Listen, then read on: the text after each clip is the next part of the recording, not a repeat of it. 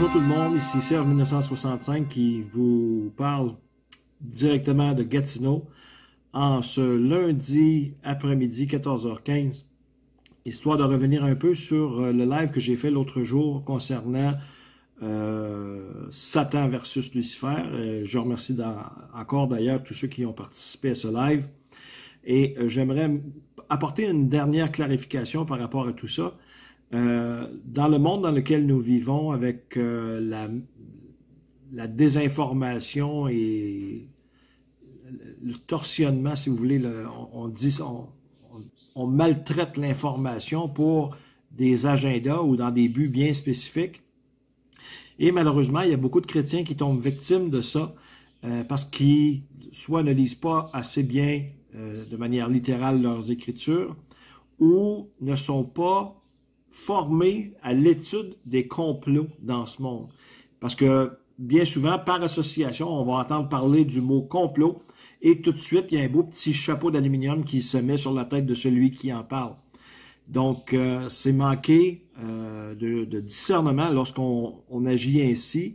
On ne prend pas le temps d'écouter les gens qui nous parlent de ces complots et on se ramasse victime de la propagande gouvernementale et de la propagande médiatique qui travaillent de concert ensemble, d'ailleurs, dans ce monde corrompu. Ce que le convoi de la liberté, le Freedom Convoy 2022, a créé, c'était de révéler les cœurs. Et je m'explique.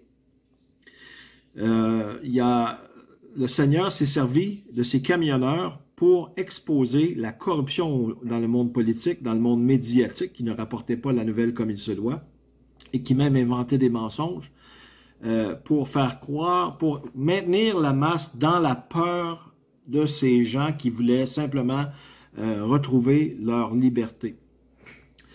Donc, on a affaire à un système qui est corrompu de haut en bas, donc en commençant par le politique, il y a aussi le financier qui est corrompu parce qu'on a gelé les comptes de banque de beaucoup de camionneurs ou des supporters de ces camionneurs. Il y a des camionneurs et des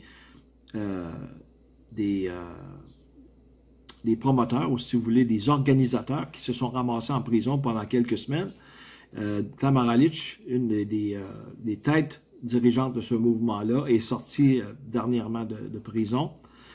Et pourtant, le mouvement, le convoi, continue de plus belle, non seulement au Canada, mais aux États-Unis et dans le monde entier.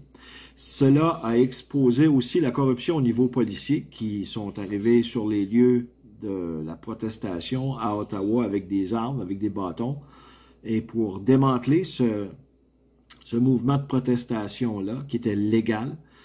Mais malheureusement, les médias avaient déjà fait le dommage dans les cerveaux de la masse. Donc, il y a beaucoup de gens qui vont refaire confiance au gouvernement Trudeau probablement à la prochaine élection. Et c'est triste, c'est une tristesse. Mais malgré tout ça, bonne nouvelle, le Seigneur là-haut est toujours en contrôle et il se sert de... Tout sert notre Dieu d'ailleurs, même les méchants qui ne savent même pas qu'ils servent notre Dieu.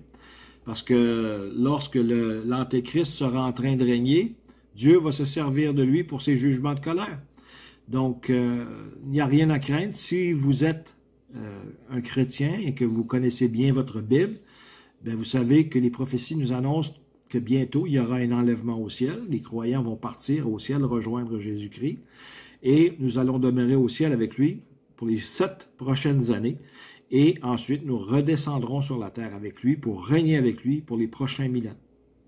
Mais pendant les 7 ans durant lesquels nous serons au ciel avec Christ, ça sera l'enfer littéralement sur la terre. Donc, ça sera les jugements de colère de Dieu, ça sera le règne de l'Antéchrist et il y aura, parmi ces jugements de colère-là, il y aura des milliards de morts sur la terre. Et ce qui se pointe directement devant nous, c'est le conflit d'Ézéchiel, chapitre 38 et 39, et qui est amorcé par cette crise entre la Russie et l'Ukraine. Donc, on pourrait dire, selon les Écritures, pas nécessairement que Poutine, ça peut être un autre après lui, j'en ai aucune idée, parce que je ne peux pas me prononcer sur la date du conflit d'Ézéchiel 38-39, Mais on pourrait présumer que M. Poutine est genre de Gog, un esprit goguesque, si vous voulez, et qu'il est en train de préparer le chemin pour la conquête du butin d'Israël, qui est le gaz naturel, comme on le sait déjà, et que tout ce qui se passe en Ukraine, c'est dans le but d'avancer et de préparer le chemin pour aller envahir Israël par le nord. On sait qu'il y a une coalition qui va se forger entre la Russie, l'Iran, la Turquie, la Libye et quelques autres pays qui sont mentionnés en Ézéchiel 38. Donc, il ne faudrait pas se surprendre parce qu'il y a aussi non seulement un gisement de gaz naturel dans la mer près d'Israël, mais il y en a un au nord d'Israël aussi qui est tout aussi gros. Et en plus, il y a la mer Morte qui est composée d'éléments minéraux qui dépassent tout entendement et qui est la plus grande richesse au monde apparemment pour ceux qui recherchent des minéraux précieux. Donc, tout ça ensemble, Poutine serait, ce serait l'hameçon, si vous voulez, ou le crochet que Dieu va se servir pour l'amener en guerre contre son peuple. Donc, il faut se préparer. Il ne faut pas avoir peur. Il ne faut même pas avoir peur du nucléaire. Oui, on sait qu'il y a l'élément du feu qui va servir à la destruction. D'après 2 Pierre chapitre 3, versets 5 à 7. Mais pour nous, les chrétiens nés de nouveau, de ce côté-ci de l'enlèvement, il n'y a rien à craindre. Je me réfère souvent au psaume 27, versets 2 à 6. Quand bien même une armée serait campée contre nous, en ceci je mettrai ma confiance, c'est que Dieu m'amènera sur un rocher qui est plus haut, et donc on n'a rien à craindre. Donc, Dieu est proche, même si parfois il nous paraît loin. Il est en parfait contrôle. C'est pas comme si tout ce qui se passe présentement le surprendrait de quelque manière que ce soit. Il savait déjà d'avance tout ce qui se passerait. Et nous, notre travail en tant qu'enfants de Dieu, c'est de faire confiance parfaitement à notre Père qui peut faire l'impossible et qui peut nous rendre invisibles à nos ennemis, qui va nous enlever d'une minute à l'autre. Et cette capsule que je fais aujourd'hui sans trop de préparation, c'est pour vous encourager à simplement continuer à faire confiance à Dieu, à prier jour et nuit pour le salut du plus grand nombre et aussi vous faire comprendre que les médias essaient de nous manipuler, à savoir qu'ils essaient de nous emporter, nous manipuler émotivement pour nous faire camper dans des positions. Et je prends la Russie et l'Ukraine, qui est tout simplement, on essaie de nous faire croire que Poutine est le méchant et que Zelensky c'est le bon, mais tout ce temps-là, les forces qui sont derrière ces hommes-là, ce sont des forces démoniaques qui veulent que la dépopulation de la Terre. Donc, ils veulent que nous prenions parti, que nous soyons dans la crainte et que nous baissions les bras et que nous soyons découragés. Eh bien, comme réponse à cela, il nous faut davantage avoir foi en Dieu, en son pouvoir d'agir sur les cœurs et sur les émotions des gens et de les aider à se délivrer des mains de Satan et à faire confiance en Dieu et à rejeter toute forme de médias traditionnels qui appartiennent à Satan parce que la corruption qui a été révélée lors du convoi de la liberté, c'est au niveau politique, au niveau financier, au niveau médiatique et au niveau policier et même dans l'armée. Donc, il y a une structure du mal que je qualifie bien souvent de franc-maçonnique. Les francs-maçons, les jésuites, les rosicruciens, tous ces groupes occultes ont infiltré tous ces domaines de la vie publique, politique, financier, médiatique, policier, de l'armée, peu importe, ils sont infiltrés, ils sont partout. Il ne faut pas avoir peur, même s'ils sont partout autour de nous. Plus grand est celui qui vit en nous que celui qui est dans le monde. 1 Jean 4,4. Donc, connaissons nos Bibles. Cela ne veut pas dire de la connaître par cœur. L'Esprit Saint nous promet de nous rappeler ce que nous avons lu en Jean 14, 26. Mais il faut se donner à Dieu à chaque jour pour lire une portion des Écritures, méditer dessus, la mémoriser si possible, si le Seigneur le met sur notre cœur, de la mémoriser. Et ensuite, se rappeler des promesses de Dieu et de sa fidélité. Lamentations, chapitre 3, versets 20-21, grande est ta fidélité. Et lorsqu'on se fie sur les promesses de Dieu, on n'a rien à avoir peur. Et nous rappeler que nous, les chrétiens, nous ne sommes pas de ce monde. Nous avons une bourgeoisie qui est dans les cieux, Philippiens 3, 20. Jésus nous a promis en Jean 14, versets 1 à 3, que Dieu était en train de préparer une demeure et que là où il était, il nous amènerait avec lui, donc bientôt. La promesse de l'enlèvement au ciel, en 1 Thessaloniciens, chapitre 4, versets 14 à 18, et 1 Corinthiens, chapitre 15, versets 51 à 54. Donc, rappelez-vous ceci, c'est que nous avons une demeure tellement grande dans les cieux que tous les problèmes auxquels nous allons faire face sont pâles en comparaison de la gloire qui nous attend. Rappelez-vous, je vais aller le chercher, le verset à l'écran. Je vais peut-être le mettre à l'écran dans l'édition. En Proverbes, chapitre 8.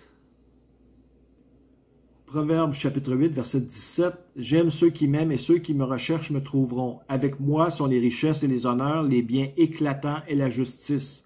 Mon fruit est meilleur que l'or fin, même que l'or pur, et mon revenu meilleur que l'argent choisi. Je marche dans le chemin de la justice au milieu des sentiers de juste jugement pour faire hériter les biens réels à ceux qui m'aiment et pour remplir leur trésor. » Donc, tout ce que vous allez subir avant de partir pour l'honneur et la gloire de Jésus-Christ va vous rapporter des récompenses. Et c'est d'ailleurs le tribunal de Christ qui nous attend pour nous les sauver, où nous allons recevoir des récompenses pour ce que nous aurons accompli par l'Esprit de Dieu tout de suite après, pendant les jours après notre conversion jusqu'à la fin. Donc, il y a des récompenses qui nous attendent. Et de la joie aussi, beaucoup de joie. Dieu va probablement essuyer des larmes. Tout ce que je peux vous dire, c'est qu'il y a quelque chose de tellement gros qui nous attend qu'il ne faut pas baisser les bras, il faut garder la foi, garder le sourire, garder la confiance en Dieu, parce qu'il est tout-puissant. Il est le Dieu fort, il est la grande promesse, notre refuge, notre abri. Donc, il ne faut pas baisser les bras. Donc, c'est l'essentiel de mon message aujourd'hui. Satan versus Lucifer. Donc, rappelez-vous qu'il y a toujours cette fausse dichotomie, le plancher adamier. On vous fait miroiter un méchant d'un côté et un bon de l'autre côté, mais c'est un faux bon. Comment on pourrait dire ça? Ce n'est pas une bonne personne de l'autre côté. Les deux travaillent dans la même équipe et ils veulent détruire l'humanité. Donc, ce n'est pas la Russie contre l'Ukraine présentement, c'est le nouvel ordre mondial contre la population de la Terre. Donc, ils veulent éliminer 90 à 95% des êtres humains pour qu'en 2025, ils passent à une nouvelle ère, c'est-à-dire une ère virtuelle et digitale, l'âge du Verseau, et ce sera le règne de l'Antéchrist. Mais nous ne serons pas là. Et je ne souhaite pas être ici non plus. Il y en a qui vont peut-être me blâmer de vouloir échapper à tout ce qui s'en vient. Ben oui, je veux échapper à tout ce qui s'en vient parce que ce qui est écrit en Apocalypse chapitre 6, chapitre 6 jusqu'à chapitre 19, c'est les jugements de la colère de Dieu et nous ne sommes pas destinés à être présents lors du déversement de cette colère-là et de tous ces jugements de colère-là. Ceci dit, oui, continuez à lire vos Bibles, à prier chaque jour, à élever le nom de Jésus-Christ, parce que Jésus nous dit, si je suis élevé de la terre, j'attirerai tous les hommes à moi. Donc, il y a des âmes qui ont besoin d'être sauvées, que ce soit par l'Internet, que ce soit en personne, je vous encourage à aller gagner une seule âme par jour, si c'est possible, autant que Dieu vous le mettra sur le cœur. Ceci dit, je vous embrasse et je vous remercie d'avoir été là et d'avoir partagé cette petite capsule avec moi. Et je vous dis simplement que Dieu vous bénisse. À la prochaine.